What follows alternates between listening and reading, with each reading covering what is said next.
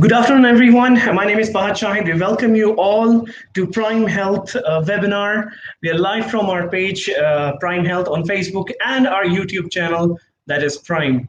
Uh, a very important topic today, awareness about multi-system inflammatory syndrome, probably with children, and of course, talking about it in children post-COVID 19 that we're going to talk about here today. I have with me here a very special guest, Dr. Waleed Dandan, who is the specialist pediatrician currently practicing in Prime Hospital. Dr. Waleed has an extensive experience of 90 years in the pediatric field, and out of which 11 years he's been working in UAE. So we are going to have a lot to learn from Dr. Waleed today. Dr. Waleed, thank you very much for joining us today here with us. Thank you, Mr. Fahad. Bismillah ar-Rahman ar-Rahim. Assalamu alaikum. Good afternoon, everyone. Thank you. Thank you, Mr. Fahad, for giving me this opportunity to talk about a new serious disease related to COVID-19 in the children. Thank you, everybody, for joining us this talk, and please feel free to ask questions anytime. I will speak mainly in English. In the end of my talk, I will summarize in Arabic. But if there is any need or any question to answer in Arabic, please let me know. Thank you. Thank you very much, Doctor. So talking about the topic of the day, that is awareness about multi-system inflammatory syndrome, we need to understand what it is and how does it come in children. And Dr. Waleed is going to answer all those questions today. I would request everyone, if you have any questions, please put your questions in the comment section and Dr. Waleed will answer that live here today. Dr. Waleed, without further wasting time, I should really start. Doctor, a lot of people want to understand this term. What is a multi-system inflammatory syndrome in children? We also call it MIS-C. So what do you have to say on this? Sure. As everybody knows, COVID-19 in the children usually is a mild disease and causing mild symptoms similar to any other viral infection. Patients may will come with the symptoms of mild fever, cough, and the flu for a few days. But in rare cases, children can be severely affected. So our talk today about MIS-C is multi-system inflammatory syndrome disease. This is a new dangerous disease related to COVID-19 in the children. It was discovered last year in England. In the end of the first wave in England, 8 patients admitted to the tertiary hospital with the symptoms, similar symptoms, and they came in the same time with a history of high-grade fever for a few days and symptoms of skin rash, eyes redness, mucous membrane change, and they are some critically sick. Initially, they thought this is maybe cases of Kawasaki disease. And Kawasaki disease is an old disease and well known for us, usually child coming with a history of fever for more than 5 days, and he will have some skin rash, mucous membrane change, lymph nodes enlargement, red tongue, and red lips. Initially, they thought this is maybe cases of Kawasaki disease because the similarity of the symptoms of Kawasaki, and started treatment as a Kawasaki disease. Later on, reports came from different countries and documented similar symptoms, and most of those patients, they had a history of confirmed COVID-19 or just exposure to COVID-19 in the community, so or in the family. So they realized that cases, this is a new disease related to COVID-19, and they announced the name. If MIS-C is a multi-system inflammatory syndrome, and from the name, we can know that the inflammations, it's happened in different parts in the body, and could be including the heart, brain, digestive system, also can be affect the skin and eyes and kidneys. All parts in the body can be affected with this disease. Great. Thank you so very much, Doctor. We've known what is actually multi-system inflammatory syndrome in children now. Doctor, it is common or rare? That is really important to know. Yes, actually, this is extremely rare.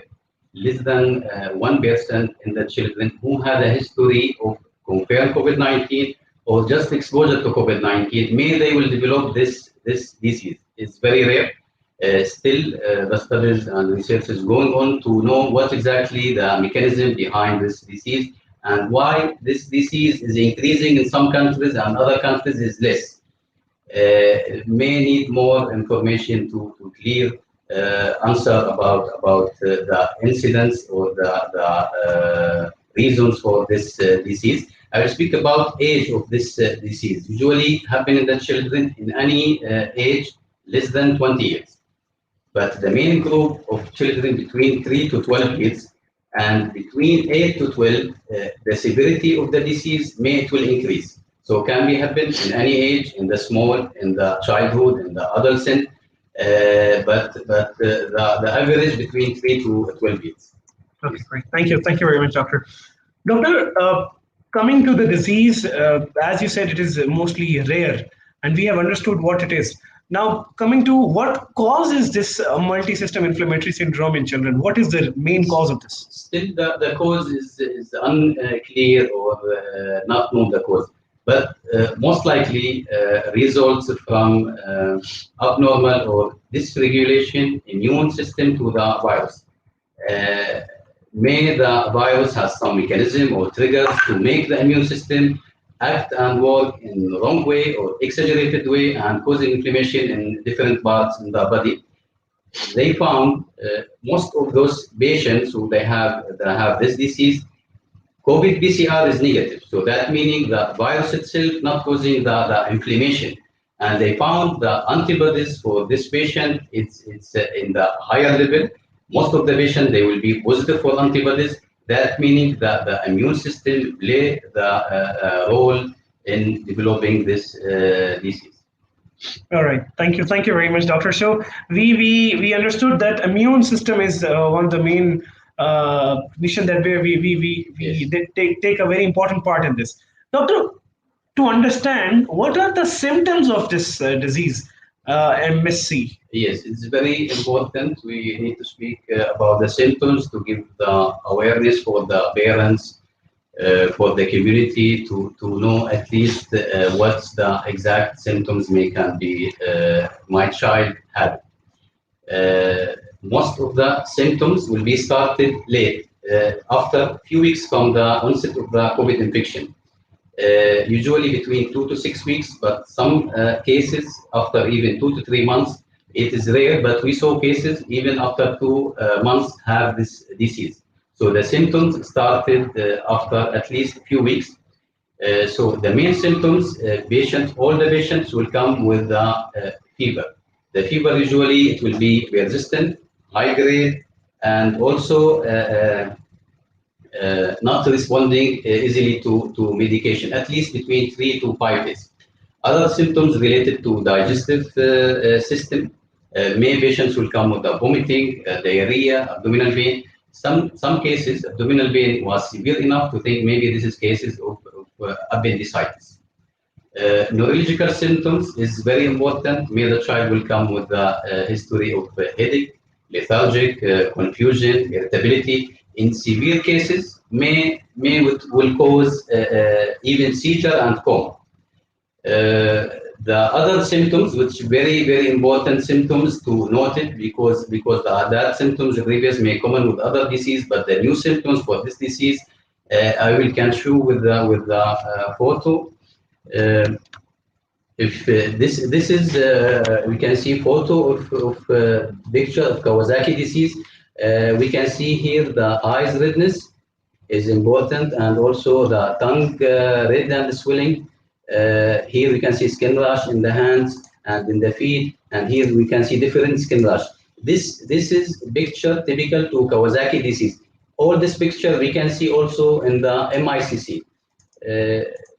Just we'll see the next picture about this is we can see different types of rash and eyes redness we can see, and also red tongue, and the tongue may sometimes will be a strawberry tongue, with very important sign to this disease or Kawasaki disease. We can see swelling in the hands and feet, skin peeling. It is less likely, more common in Kawasaki disease. Next photo, and here we can see different rash here also, red lips and tongue, and you can see the tongue how is a cracked tongue. You can see how the child here in this picture ill, looks very sick, looks ill. This is the main symptoms for to know at least there is possibility of a mycelium.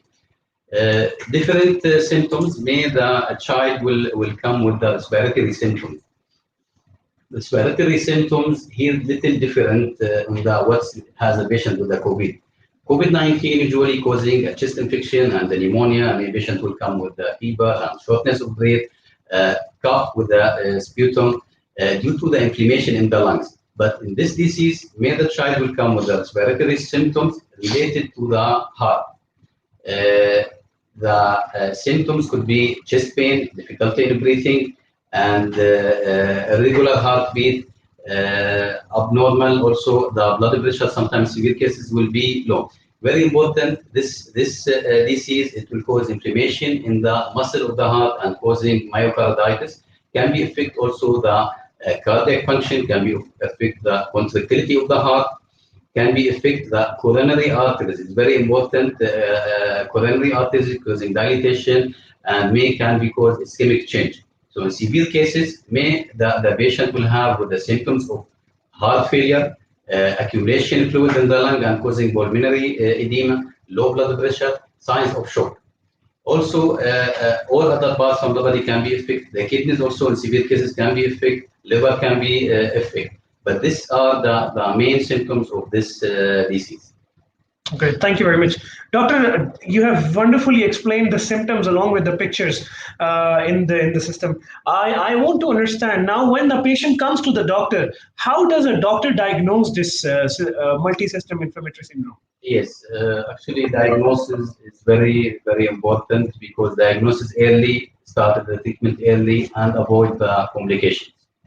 So diagnosis, this disease, based on the clinical history of the patient exposed to COVID-19, has a history of confirmed COVID-19. There is a COVID-19 in the family just a few weeks before started the symptoms. Clinical findings, what's the symptoms the patient come, how's the clinical findings, which we spoke about it. Third, very important, the inflammation markers. We have to do blood investigation, we have to do some investigation to support our diagnosis. Actually, WHO make clear criteria for the diagnosis. We have 6 criteria for diagnosis. First, the age of the patient less than 20 years. Second, fever, temperature more than 38, 39, very high fever, and also more than 3 days. Third, 2 systems or more has involvement with this disease. As example, if patient has symptoms of gastrointestinal symptoms, vomiting, diarrhea, also have skin rash and eyes redness, this is enough to make a diagnosis. Fourth, inflammation markers will be significant high. 2 things very important from the criteria. We don't have alternative diagnosis. We don't have other reason to make this diagnosis different. Also, we need the evidence that the child has history of COVID-19, either PCR test before or the antibodies. As I say, most of the patient, when they admitted to the hospital, they have PCR is negative, but the antibodies is significant positive. So this is all the 6 criteria for diagnosis. Some cases, really diagnosis is difficult. Especially if all picture is not clear. As example, if the skin rash not there, or skin rash come one day and after 2 days disappear. Eyes redness also. If the eyes redness only one day and disappear 2 days. This is not all the pictures will be coming together in the same time. So some cases difficult to pick a diagnosis, but we have to always ask about the history, about the blood investigation to support the diagnosis. But I can say Any child with the unexplained fever looks very sick, some symptoms of skin rash, you have to keep the diagnosis in mind. Great. Thank you so much, doctor. Very well explained again in regards to the diagnosis down. Doctor, talking about this disease, is this disease, multisystem inflammatory syndrome, is this similar to some other disease also, doctor? Yes, sure. As I mentioned in the beginning, there are some diseases with similar and give similar symptoms and similar picture. First, Kawasaki disease. I will inform about some difference between Kawasaki disease and this new disease. In Kawasaki disease, the GI symptoms or gastrointestinal symptoms is not common. In MICC, more than 70% may they will have with digestive system symptoms. The inflammation markers in MICC will be significant, higher than the Kawasaki disease. Also in Kawasaki disease, the mucous membrane change, the eyes redness, it is more significant and more persistent. We can see when the patient comes, especially in the typical Kawasaki, we can see all the pictures when the patient presented to the clinic or to the hospital, and we can diagnose the case. Some cases with atypical Kawasaki or the cases with not clear Kawasaki disease it will be similar to MICC, and we don't have so much difference between. One difference, the platelet in the Kawasaki disease will be significant high. In MICC, it will drop and it will cause something thrombocytopenia, and the platelet will be low. Also, one difference, the heart involvement. How is the heart involvement? In Kawasaki disease, mainly affecting the coronary arteries and make it the dilatation of the coronary artery. In the MICC, the effect on the heart related to the muscle, related to the contractility, related to the valves in the heart. So there are some difference in the heart involvement in Kawasaki disease. Other possibility may the patient will come with the toxic shock syndrome.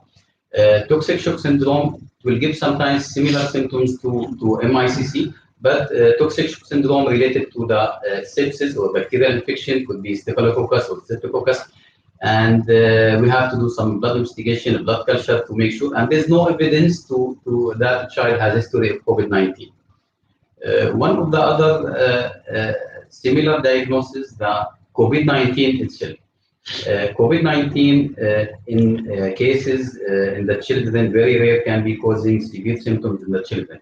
What the difference between MICC and COVID? COVID usually, if causing severe symptoms in the children, usually the child will be unhealthy or immunocompromised. May the child has a history of cancer, chronic kidney disease, history of some metabolic disorders or congenital heart disease, severe asthma, diabetic. So it's coming severe and unhealthy child. Either on other hand, MICC coming mainly in the healthy children. Also, COVID-19, the symptoms will be continuous. The child will have the symptoms initially with the fever and flu symptoms. After a few days, the chest infection will be there and the fever will increase. So the symptoms is continuous. In MICC, there is a gap, few weeks, symptoms will not be there. Inflammation markers will be more higher in MICC. COVID-19 PCR test will be most of the time positive in the COVID-19 and is negative in the cases of the MICC.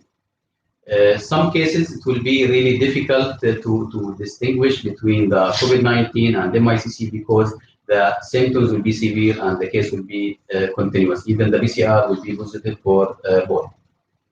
Thank you very much, Doctor. Doctor, coming to one of the very important questions. Now, we've discussed about what multisystem inflammatory syndrome in children is. We've discussed about the symptoms. We've seen if there is any, if it is a rare or common disease. We have also understood that what are the diagnoses and how it is similar to other diseases. Doctor, coming to the treatment side, how is this disease treated?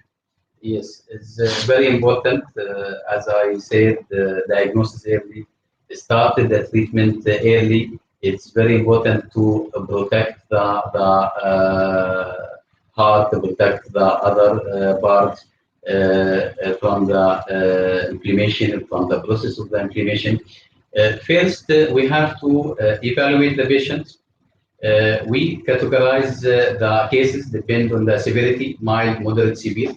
All cases with the confirmed or suspected MICC has to be admitted in the hospital, even if the case is mild, even if the patient not looks very sick, because easily the mild cases and moderate can be deteriorate to severe cases and patients require to keep in the ICU.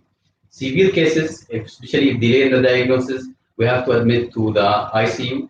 We have to start with the support to the system. We have to support the heart if patients come with the heart failure, support the blood pressure, support the kidney function, support the respiratory.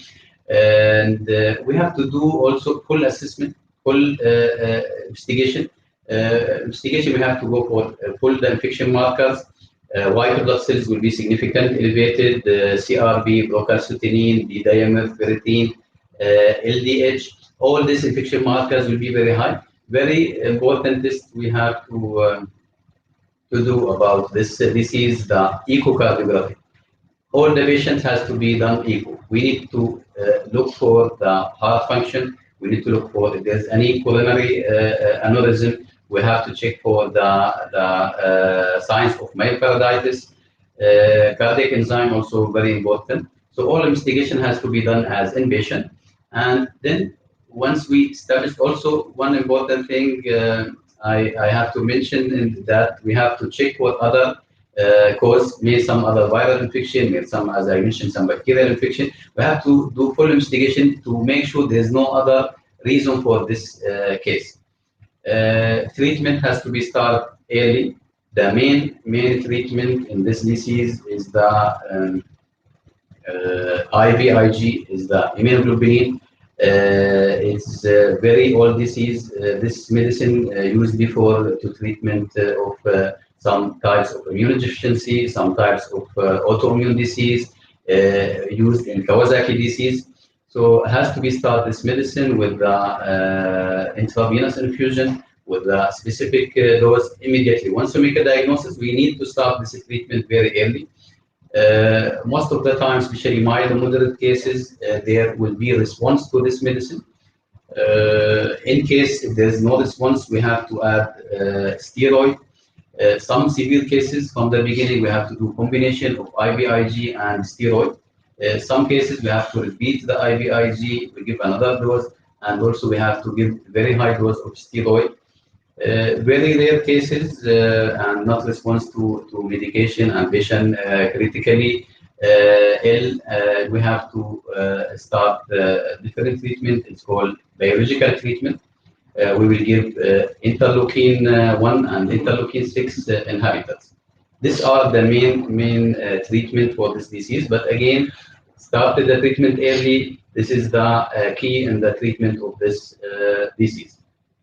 Thank you very much, Doctor. Before moving on towards the question and answers, I would really like you to give an advice to the parents.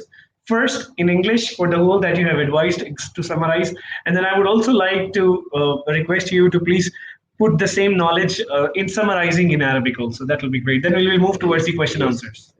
Actually, my advice to the parents to not do panic because this disease is a new disease, is a dangerous disease. But we have now clear criteria to diagnose the case. If my child has a COVID-19, just I need to watch, I need to observe if the symptoms later on after a few weeks may start. If the patient started having high fever and looks ill, please contact with your pediatrician or bring your child to emergency department as soon as possible. Great. Thank you. Doctor, if you could advise the same in Arabic also for people who are listening to you. مرض كورونا عند الأطفال يعتبر من الأمراض البسيطة، أعراضه بسيطة، لكن بعض الحالات النادرة يمكن أن الأطفال أن يصابوا بشدة. مرض متلازمة التهاب الأجهزة المتعددة هو مرض مكتشف حديثا، مرض خطير عند الأطفال، متعلق بفيروس كورونا. سبب هذا المرض غير معروف. يعتقد بأنه استجابة مناعية غير طبيعية للفيروس. نسبة حدوث هذا المرض نادرة جدا، أقل من 1% من الأطفال الذين أصيبوا بالفيروس أو مجرد تعرضهم للفيروس. الأعراض تبدأ عادة بعد فترة عدة أسابيع من الإصابة بفيروس كورونا. ارتفاع حاد بدرجة الحرارة، أعراض الجهاز الهضمي تشمل أقياء وإسهال وألم بطن، أعراض جلدية، طفح جلدي، احمرار في العينين، احمرار في الشفتين واللسان، تورم بالقدمين والأقدام، أعراض تضخم بالعقد اللمفاوية، آلام مفصلية، أعراض تنفسية، صعوبة بالنفس، آلام في الصدر. هذا المرض يصيب بشكل خاص عضلة القلب ويؤثر على عمل القلب. الحالات الشديدة منه يمكن أن تؤدي إلى قصور بعمل القلب ويؤدي إلى إصابة الطفل بهبوط حاد بالضغط والدورة الدموية، كذلك يؤثر على الكلى والكبد والجملة أو الجهاز العصبي. في حال ظهور أي من هذه الأعراض يجب الاتصال بالطبيب بشكل مباشر. مجموعة من التحاليل يجب أن تجرى لتأكيد التشخيص. معايير هذا التشخيص، معايير هذا المرض: العمر أقل من 20 عام، ارتفاع بدرجة الحرارة أكثر من 3 أيام، إصابة جهازين أو أكثر من أجهزة الجسم، مؤشرات التهابية داخل الجسم مرتفعة، هناك تأكيد أو أنه وجود مؤكد على الإصابة بالفيروس بفترة عن طريق تحليل الPCR أو عن طريق تحليل الأضداد داخل الدم. ما في السبب ثاني يؤدي إلى هذه الحالة. في حال وضع التشخيص، الطفل يجب إدخاله إلى المستشفى لمتابعة العلاج واستكمال التحاليل الدورية. العلاج نبدأ بإعطاء الدواء النوعي لهذا المرض واللي هو الإيمينوجلوبولين المناعي، يعطى عن طريق التسريب الوريدي بجرعة معينة. معظم الحالات تستجيب بشكل جيد، بعض الحالات تحتاج إلى إدخال مركبات الكورتيزون وبعض الأدوية الخاصة. Thank you so very much, Doctor, for this information, for the wonderful explanation that you've done to the whole topic of multi-system inflammatory syndrome in children. Doctor, coming to a few questions that we had before the session, actually, I would like to ask you those questions. As we have less time in this webinar, we would be taking a few of the questions. The question that came in from Ms. Francisco Fernandez is, how effective is the treatment with antibiotics on affected children, and what are the side effects? Talking about COVID-19 or talking about the multi-system inflammatory syndrome. Usually, this is not related to antibiotic. It's not required to give antibiotic. If in general asking about antibiotic and affecting the children, yes, the antibiotic using especially for viral infection, it will affect the immunity. It will cause resistance in the bacteria. Either in the child will have some resistance, decrease the immunity, and also in the community. So we have to limit it with antibiotics, especially in the viral infection diagnosis not clear. Thank you. Doctor, during the pandemic, of course, you have treated so many kids who might be positive during this pandemic situation. Dr. Ms. Alia has asked a question. What are the medicines that we need for kids during COVID-19? Actually, the COVID-19 and the children, most of the time, as I say, mild cases, just we have to give supportive medication. We have to give paracetamol regular for 1 day or 2 days, and we have to give sometimes antihistamine, nasal spray. We have to also to boost the immunity. Very important to encourage the child to take different food and also fruits, different fruits, vitamin C, vitamin D, all can be boost the immunity. And as I say, most of the time, mild disease, but in case if the condition deteriorated and the child has a pneumonia, that time the treatment should be in the hospital, and there are some special treatment for this. Thank you very much, Doctor. Doctor, I believe a very important question. Language and speech delay in children, is it related to COVID-19? Yes. As you know, the COVID-19 affecting in everything in our life, even our children. It was a very tough time for the children, isolated at home, learning, online learning, social distance, no contact with the others, communication skill less. Yes, they found some studies, there is effect in the children behavior and effect also in the children's speech and delay language. Yes, it's very important. We need to encourage our children to contact with the children more, communication more with other kids. And if you feel really there is a speech delay, we have to consult a doctor urgently. Thank you, doctor. Ms. Geraldine has asked a question. Does skin inflammation sign of COVID is in children? What's the difference? Yes. As I mentioned, in MICC related to COVID-19, yes, the skin rash is very important. There are different types of the skin rash, and also mucous membrane change. It's very important points to make a diagnosis and support the diagnosis. Thank you. Thank you very much, doctor. Moving on towards the next question, I believe this will be the last question I'll be taking. Uh, Doctor, what negative impact could COVID-19 situation and precautionary measures have on our children, and how to avoid it, if any? Actually, this is a very big question, and maybe need another webinar. It's very important. This COVID-19 pandemic really is affecting the children. It's affecting mainly because the mental health. We have to check for our mental health children. A lot of stress create a lot of stress and phobia and fear in the children. Now the child have a psychologist effect, and maybe he has a fear. May he will bring the virus or will bring the bacteria, and may he has a fear also from others, from contact with others. Yes, there is a lot of effect in the kids, especially behavior, especially in the children between 1 to 3 years when they start to discover the environmental. There is some effect in isolation. Actually, we need to encourage the child to encourage to contact with other kids. Also, we have to continue with the precaution, continue with the social distance, but we need to contact with our kids at home. We need to do some physical activity. We need to speak with our kids always. We need to decrease the stress and decrease the fear regarding the COVID-19.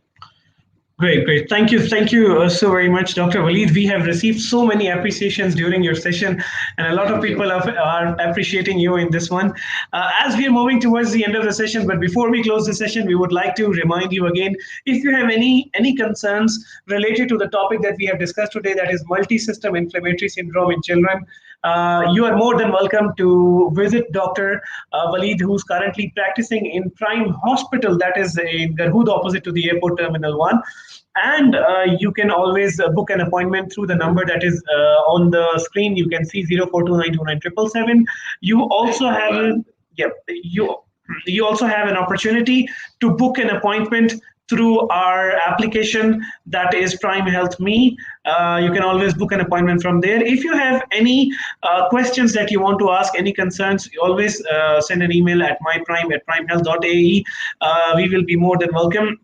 If you have any recommendations, please send us a feedback or give us a review on Google or on our Facebook page, that is Prime Health. We will be more than happy to receive. Doctor, before moving or before closing the webinar, you have a few words to say. Yes, thank you, Mr. Fahid. Really, I would like to thank you and thank the marketing team for this webinar. And I hope there's a benefit from my talk. And I hope I give good awareness regarding this new disease. I would like to thank all my patients and everyone vote for me in Prime website. And really thankful for their comment and good feedback.